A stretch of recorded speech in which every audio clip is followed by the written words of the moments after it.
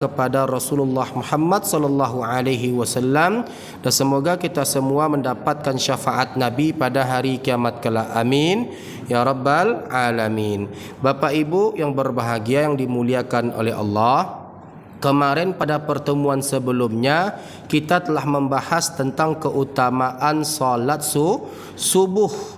Yang kita bahas kemarin tentunya hadis-hadis pilihan yang kita ambil dari Sahihain, yaitu Bukhari dan Muslim. Kemarin kita menyampaikan kepada kita semua ada 7 keutamaan, keistimewaan, pahala yang besar yang terdapat pada subuh berjamaah ke masjid.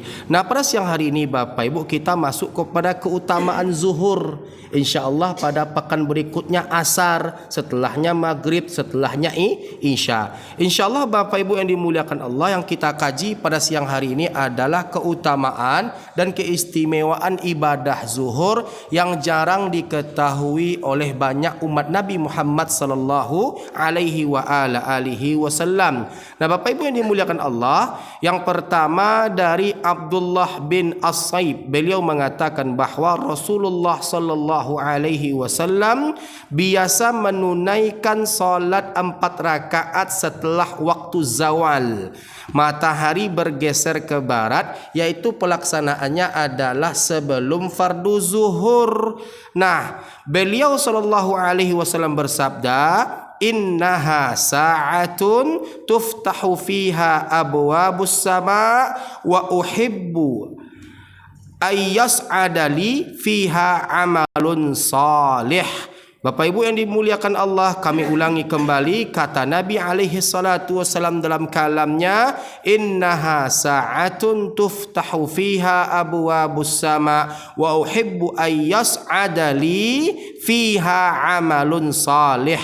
Ini adalah waktu dibukakannya pintu langit. Jadi Bapak Ibu yang dimuliakan Allah, tadi Bapak mengerjakan 4 rakaat, 2 rakaat salam, 2 rakaat salam. Menjelang kita mengerjakan fardu zuhur, waktu zawal matahari bergeser ke barat, Nabi katakan innaha sa'atun tuftahu fiha abwabus sama, waktu di mana pintu langit dibuka oleh Allah. Jadi Bapak Ibu, langit sekarang pintunya dibuka oleh Allah. Nah, ketika terbuka, inilah momentum saat dimana kita langitkan doa-doa terbaik Bapak Ibu yang dimuliakan oleh Allah. Rugi atau tidak orang-orang yang tak berjamaah zuhur ke masjid Bapak Ibu? Rugi atau tidak? Tentu rugi Bapak Ibu yang dimuliakan Allah. Apa kata Nabi alaihi salatu wasalam? Aku suka jika amalan salihku naik pada saat itu. Maka oleh karena itu bila perlu Ustadz Bahar, bila perlu tambahkan sedikit jeda waktu pada waktu sebelum fardu zuhur nih Pak. Kenapa? Waktu sebelum fardu zuhur nih Bapak Ibu yang dimuliakan Allah, pintu-pintu langit dibuka oleh Allah. Semua amal-amal saleh harapan kita naik ke langit pada saat sekarang ini Pak. Bapak mengerjakan 4 rakaat, 2 rakaat salam, 2 rakaat salam. Di samping kita mendapatkan keutamaan pada pengerjaan 2 rakaat salam, 2 rakaat salam, doa-doa tidak ditolak oleh Allah Subhanahu wa taala. Bapak Ibu yang dimuliakan Allah Subhanahu wa taala, bahkan kalau kita berbicara keutamaan Bapak Ibu, seperti yang kami katakan tadi, kami menghidangkan kepada kita semua hadis-hadis pilihan yang kita ambil dari Sahih Bukhari dan Muslim, termasuk diantaranya dari Ummu Habibah. Beliau mengatakan bahwa beliau mendengar Rasulullah sallallahu alaihi wasallam bersabda, man hafadha ala 4 raka'atin qabla adh-dhuhri wa 4 ba'daha haruma 'alan nar. Kami ulangi sekali lagi, man hafadha ala 4 raka'atin qabla adh-dhuhri wa 4 ba'daha haruma 'alan nar. Barang siapa menjaga salat 4 rakaat sebelum zuhur, 4 rakaat sesudah zuhur, maka Allah mengharamkan neraka untuknya. Allah haramkan neraka baginya. Allahu Akbar. Nampak Bapak Ibu? Di samping Bapak Ibu ya, kita mendapatkan kesempatan terbukanya pintu langit. Terbukanya pintu langit, tidak ada doa-doa yang ditolak oleh Allah pada saat itu, pada kondisi itu, pada keadaan itu. Di samping itu Bapak Ibu, pelaksanaan, orang-orang yang menjaga, orang-orang yang rutin melaksanakan, mengerjakan arba'i raka'atin qabla zuhri wa arba'in ba'daha, 4 rakaat sebelum zuhur, 2 rakaat salam, 2 rakaat salam, setelahnya Bapak mengerjakan fardu zuhur, setelahnya dikerjakan lagi 4 rakaat, 2 rakaat salam, 2 rakaat salam. Apa kata Nabi? Haruma'alan nar, diharamkan untuknya neraka. Nikmat atau tidak Bapak Ibu? Nikmat atau tidak Bapak Ibu? Nikmat atau tidak? Sebuah kenikmatan yang besar. Nah, maka oleh karenanya Bapak Ibu yang dimuliakan Allah, selagi langkah kaki kita mudah menuju rumah Allah, setiap panggilan-panggilan azan yang berkumandang hayya 'alas shalah, langkah kaki kita tuh mudah Pak pergi untuk ke rumah Allah, itu pertanda berarti masih ada kebaikan yang ada pada hati ataupun jiwa kita. Yang menjadi persoalannya adalah hati kita nggak terpanggil, hati kita nggak tertarik untuk memenuhi panggilan-panggilan Allah Subhanahu wa ta'ala. Sungguh sangat merugi orang-orang tak mengerjakan berjamaah ke masjid, terutama di subuhnya, di zuhurnya, di asarnya, di maghribnya, di isyanya, karena masing-masing salat itu memiliki keutamaan dan keistimewaan, termasuk yang kita kaji pada siang hari ini, yaitu waktu zuhur yang kita kerjakan berjamaah ke masjid. Bapak Ibu yang dimuliakan Allah, kalau boleh saya bertanya kepada kita semua, lazimnya kan Ustaz Bahar kita mengerjakan 4 rakaat sebelum zuhur, 2 rakaat setelah zuhur. Betul Pak?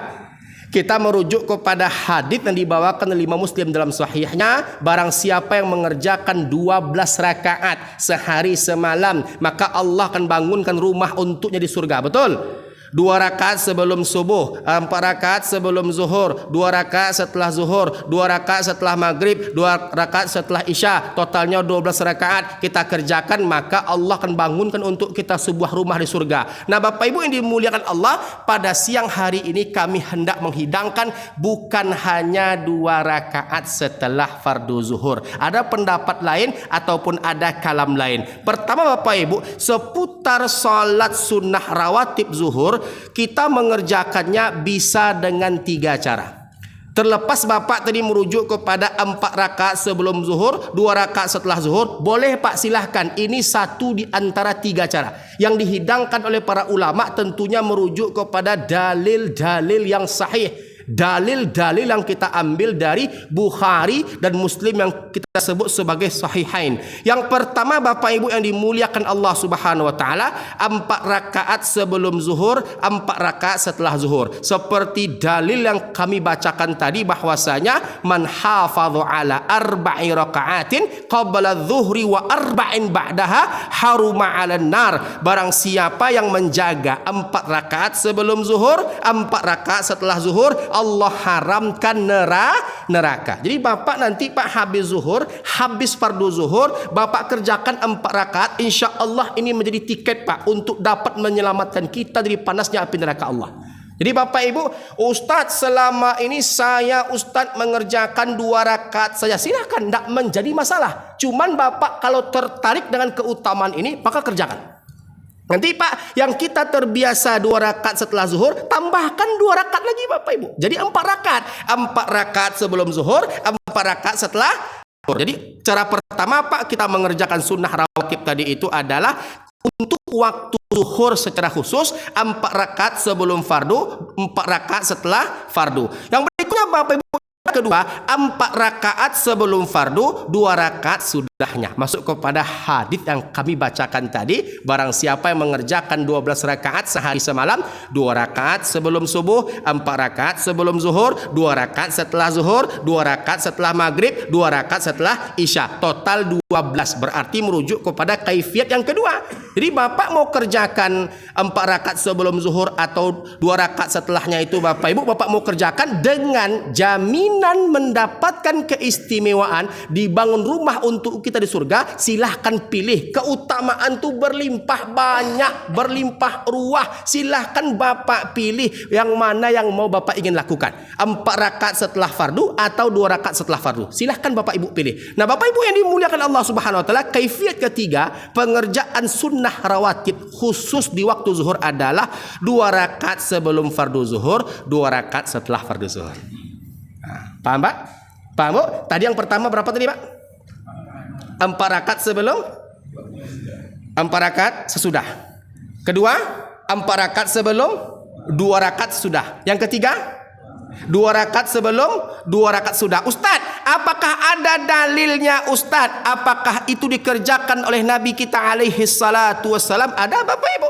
Ada, dan banyak sekali. Ketika kita berbicara agama, kita berbicara dalil. Bapak Ibu yang dimuliakan oleh Allah Subhanahu wa taala, mari sama-sama kita dengarkan kalam Nabi alaihi salatu wassalam yang dibawakan oleh Imam Al-Bukhari di nomor 1180 dari sahabat Abdullah ibn Umar. Beliau mengatakan, aku menghafal. Nah, perhatikan Pak, kalau beliau mengatakan aku menghafal, berarti di depannya itu Nabi sering melakukannya sampai dia hafal kebiasaan Nabi.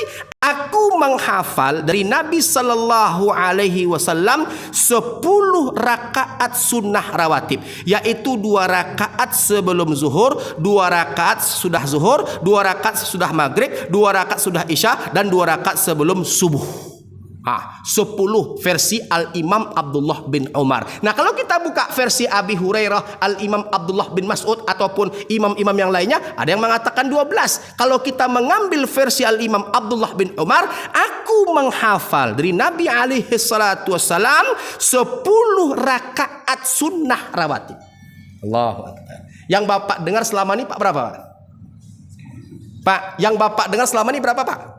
12, ini 10 Pak. Makanya Bapak Ibu yang dimuliakan Allah, kita semakin mengaji akan semakin banyak kita menyelami perbedaan-perbedaan di antara kalangan para ulama. Nah maka oleh karenanya Bapak Ibu yang dimuliakan oleh Allah, bagi kita yang mengambil referensi hadis yang dibawakan oleh Imam Al-Bukhari di nomor 1180 versi Abdullah bin Umar, semoga Allah tabaraka wa taala meridhai mereka berdua, aku menghafal dari Nabi alaihi salatu wassalam 10 rakaat sunnah rawatib. Apa yang 10 itu Bapak Ibu? 2 rakaat sebelum zuhur, 2 rakaat sesudah zuhur, 2 rakaat sudah maghrib, 2 rakaat sudah isya, dan 2 rakaat sebelum subuh. 2 rakaat sebelum zuhur, 2 rakaat sudah zuhur. Kaifiat ketiga ini merujuk kepada apa? Merujuk kepada hadis yang dibawakan oleh Imam Abdullah ibn Umar. Jadi Bapak Ibu yang dimuliakan oleh Allah, kaifiat penggunaan ataupun pengerjaan ataupun pelaksanaan sunnah rawatib khususnya ketika zuhur itu bisa kita kerjakan dengan 3 cara, 3 tahapan.